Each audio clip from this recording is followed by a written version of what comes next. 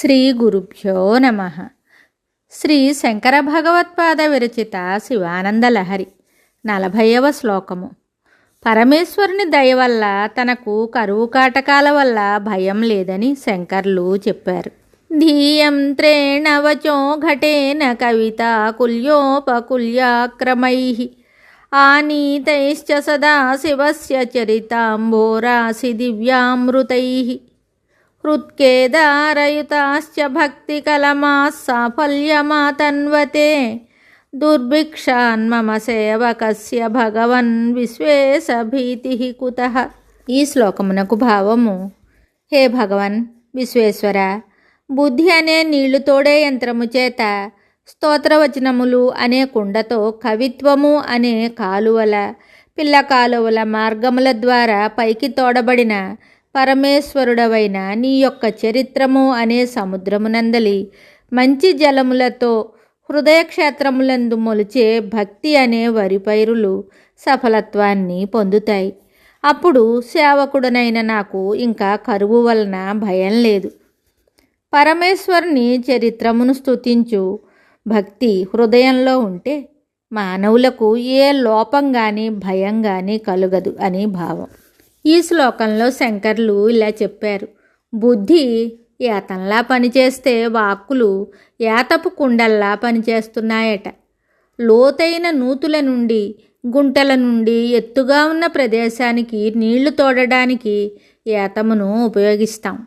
ఇక్కడ వాక్కులు అంటే నోటితో పలికే స్తోత్రములు, నామజపాలు, పాటలు వగైరా అని గ్రహించాలి.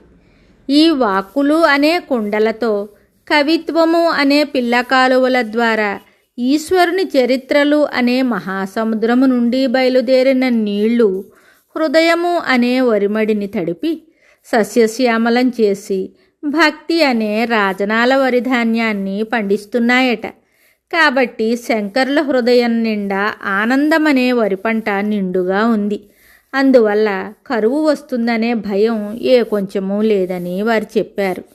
బుద్ధిని నిలిపి వాక్కుతో స్తోత్రాదులు చదివి, పరమేశ్వరునికై కవితలు చెప్పి, ఈశ్వర చరిత్రలను వల్లిస్తే హృదయ కేదారాలలో భక్తి పంటలు పండుతాయని శంకరులు ఈ శ్లోకం ద్వారా భక్తులకు మార్గోపదేశం చేశారు. హృదయం నిండుగా శివభక్తి ఉంటే ఆ భక్తులకు ఏమీ భయం ఉండదని హామీ ఇచ్చారు. ఐశ్వర్యస్య సమగ్రస్య వీర్యస్య యశస్శ్రియః జ్ఞానవైరాగ్యయోశ్చైవ షణ్ణాం భగైతీరణ. సమగ్రమైన ఐశ్వర్యం, వీర్యం, యశస్సు, సంపద, జ్ఞానం, విజ్ఞానం అనే 6 సమగ్ర గుణాలతో కూడినవాడు భగవంతుడు. కొందరు వీర్యస్య అనే చోట ధర్మస్య అని చెప్పారు. భగవాన్ శబ్దానికి మరొక వివరణ చెప్పబడింది: ఉత్పత్తిం ప్రళయం చైవ భూతానామాగతిం గతిం వేత్తి విద్యామవిద్యాం చ సవాచ్యో భగవానితి. సర్వభూతముల ఉత్పత్తి, వినాశము, రాకడ, పోకడ, విద్య, అవిద్య అనే 6 లక్షణాలు తెలిసినవాడు భగవంతుడు. భగవంతుడు అనే పదము విశ్వేశ్వరునికే వర్తిస్తుంది. బ్రహ్మాది ఇతర దేవతలకు, మునులకు ఆ పదాన్ని ఉపయోగిస్తే అతడు పూజ్యుడు అని మాత్రమే అర్థం చేసుకోవాలి. ఇప్పుడు సత్యసాయి, రమణ మహర్షి వంటి వారిని భగవత్ శబ్దంతో పిలుస్తాము అంటే వారు పూజ్యులని అర్థం. ఓ ఈశ్వర, నదీనదాదుల నుండి ప్రవహించే జలము క్రమంగా పంట కాలువల గుండా, పిల్ల కాలువల గుండా, బోధి కాలువల గుండా వరిమళ్ళల్లోకి చేరి పంటలు పండించే విధంగా కవిత్వము భక్త హృదయాలను చేరి భక్తిని పండిస్తుంది.